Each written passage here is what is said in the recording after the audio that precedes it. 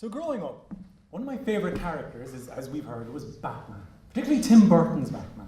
I think it was the idea of the brooding lone avenger in an epic battle of good versus evil really caught my attention.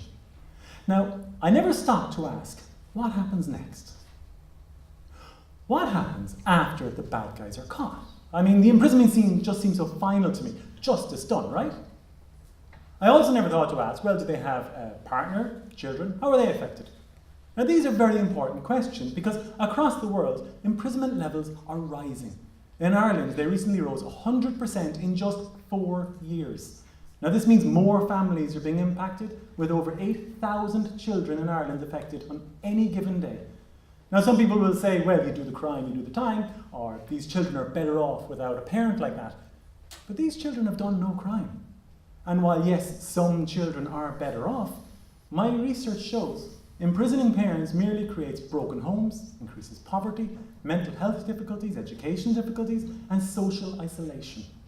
And it's this social isolation that's key, and it contributes to these children being at greater risk of offending themselves in the future.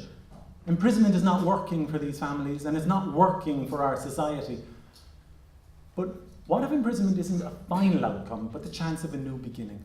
A family with an imprisoned parent is a family that needs support. And let's face it, they're coming out of prison at some time, and the degree to which they reintegrate into society can depend on how well we prepare them and their family for that event. So what I do is I speak to offenders, their families, their children, and I follow the children as they grow and develop. I measure their mental health, education, behaviour, and I see how have they been impacted by imprisonment and how can they be supported. And what I found is that while imprisonment breaks the family unit and creates the social isolation, if we provide opportunities for meaningful family interaction, we can increase communication, cooperation, and social support within the family unit and between families that are affected, showing these children that they are not alone.